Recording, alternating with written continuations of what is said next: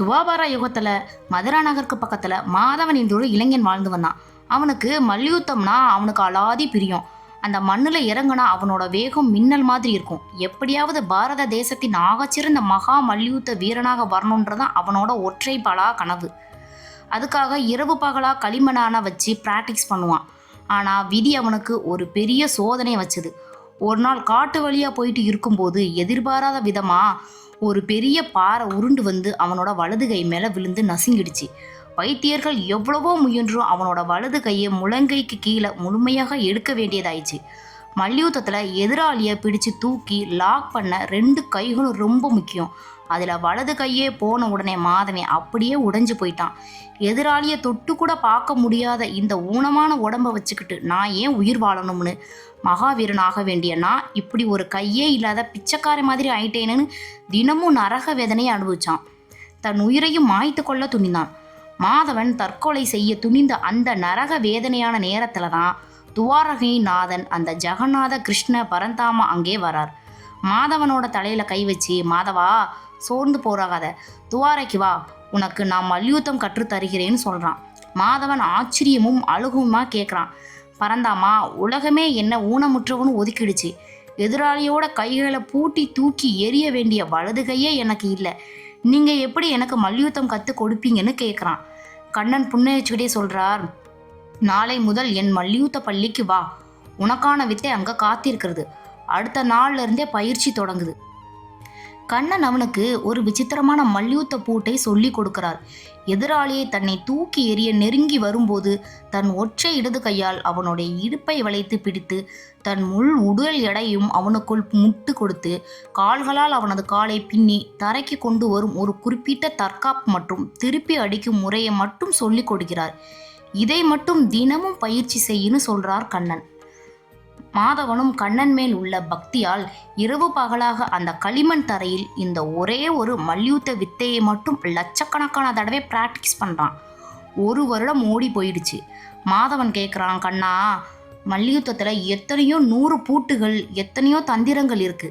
ஆனா நீங்க எனக்கு இந்த ஒரே ஒரு வித்தையை மட்டும் ஏன் திரும்ப திரும்ப சொல்லி கொடுக்குறீங்கன்னு கேட்குறான். கண்ணன் வழக்கம் போல தன் மாய புன்னகையை மட்டுமே பதிலாய் தந்துட்டு நகருகிறார். திடீர்னு ஒரு நாள் அண்டை நாட்டு மன்னன் ஒரு பெரிய மல்யுத்த போட்டிக்கு ஏற்பாடு பண்றார். பாரத தேசத்தில் இருக்கிற அத்தனை மகா மல்யுத்த வீரர்களும் அங்கே வராங்க. கண்ணன் மாதவனை பார்த்து, மாதவா, நீ இந்த மல்யுத்த தொடரில் கலந்து கொள்ள போறேன்னு சொல்றார். மாதவன் பயந்து நடுங்குறான். சுவாமி, அங்கே வர்றவங்க எல்லாம் 2 கைகளும் நல்லா இருக்கிற அசுர பலம் கொண்ட மாவீரர்கள். எனக்கு இருக்கிறது ஒரே ஒரு கை. அதுவும் எனக்கு தெரிஞ்சது நீங்க கற்றுக் கொடுத்த ஒரே ஒரு வித்தை மட்டும்தான். நான் அங்க போனா அவங்க என்ன அடிச்சு தும்சம் பண்ணிடுவாங்கன்னு கதறான். கண்ணன் அவனோட கண்களை நேராக பார்த்து சொன்னார், மாதவா, என்னை நம்பு. நான் போர்க்களத்தில் நீ இறங்கும் போது உனக்கு துணையாக என் கரம் இருக்கும். பயமின்றி இறங்கு. போட்டி தொடங்கும். ஆடியன்ஸ், மற்ற ராஜாக்கள் எல்லாரும் மாதவனை பார்த்து கேலி செஞ்சு சிரிக்கிறாங்க. வலது கையே இல்லாத இவன் எப்படி மல்யுத்தம் பண்ண போறான்? இவன் முதல் ரவுண்டிலே அவுட் ஆயிடுவான்னு பேசுறாங்க. இறுதி போட்டியில் மாதவனுக்கு எதிராக நிற்கிறது யாருன்னா, அந்த யுகத்தில் ஆகச்சிறந்த அகங்காரம் பிடிச்ச ஒரு அசுர பலம் கொண்ட மாவீரன். போட்டி ஆரம்பிச்ச உடனே எதிராளி மாதவனை ஒற்றை கை இல்லாதவன் என்று கேலி செய்து அவனை தூக்கி வீச வர்றான். ஆரம்பத்துல மாதவனால் அவனோட பலத்துக்கு ஈடு கொடுக்க முடியவில்லை. உடம்பெல்லாம் களிமண் படிந்து அடிபட்டு தரையில் சரிஞ்சு விழுகிறான். எல்லோரும் கைத்தட்டி ஆரவாரம் பண்றாங்க. மாதவன் அழுதுகிட்டே கூட்டத்தில் உட்கார்ந்திருக்கும் கண்ணனை பார்க்கிறான். கண்ணன் தன் கையில் இருக்கும் புல்லாங்குழலை அசைச்சி, மாதவா, உன்னுடைய அந்த ஒற்றை மல்யுத்த வித்தையை பயன்படுத்துன்னு சைகை காட்டுறாரு. மாதவன் எழுந்து நின்னான். எதிராளி இவனை ஒரே தூக்காக தூக்கி வெளியே வீச நெருங்கும் போது மாதவன் கண்ணன் கற்றுக் கொடுத்த அந்த ஒற்றை வித்தையை மிக துல்லியமாக பயன்படுத்துகிறான். மின்னல் வேகத்தில் தன் ஒற்றை இடது கையால் அவனது இடுப்பை ஸ்ட்ராங்கா லாக் செய்து தன் கால்களால் அவனது காலை பின்னி ஒரே தூக்காக தூக்கி தரையில் அடித்து நெஞ்சில் ஏறி அமர்கிறான். எதிராளியால் மாதவனோட இந்த விசித்திரமான லாக்கிலிருந்து விடுபடவே முடியவில்லை.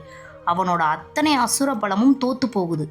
நடுவர் மாதவனை வெற்றியாளராக அறிவிக்கிறார். மாதவன் மகா மல்யுத்த வீரனாக ஜெயிச்சிட்டான். ஒட்டுமொத்த சபையில் இருந்தவர்களும் எழுந்து நின்று அவனுக்கு தலை வணங்குறாங்க. வெற்றி மகுடத்தோடு கண்ணனோட பாதத்தில் விழுந்து கதறி அழுகிறான் மாதவன். சுவாமி, ஒரு கை இல்லாத ஏழை நான். அத்தனை மகா மல்யுத்த வீரர்களையும் இந்த ஒரே ஒரு வித்தையை வச்சு நான் எப்படி ஜெயிச்சேன்? இந்த மாயத்தின் ரகசியம் என்ன பரந்தாமான்னு கேட்குறான்.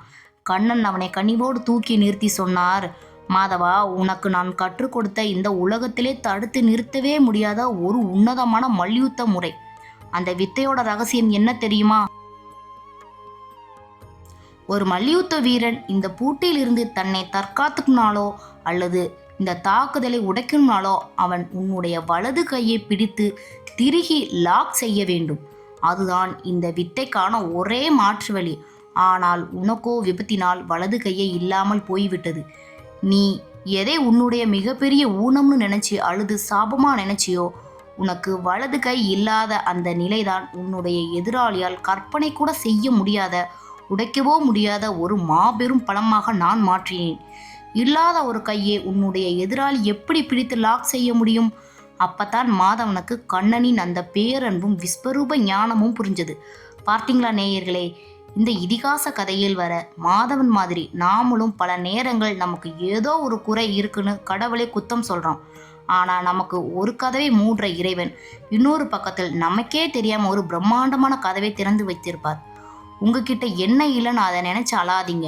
உங்ககிட்ட என்ன இல்லையோ அதை நினைச்சு அழாதீங்க. உங்ககிட்ட என்ன இருக்கோ அதை எம்பெருமாள் கண்ணனின் சரணாகதி ஆக்குங்க. அவன் உங்களுடைய பலவீனத்தை உங்களை வெல்லும் பலமாக மாற்றுவான். உங்கள் பலவீனத்தை பலமாக மாற்ற கற்றுக்கொள்ளுங்கள். வேற ஏதாவது தலைப்பில் உங்களுக்கு கதை வேணும்னா கமெண்ட்ல சொல்லுங்கள். ஸ்டோரி வித் ஜோதி சேனலை சப்ஸ்கிரைப் செய்து கொள்ளுங்கள். நன்றி.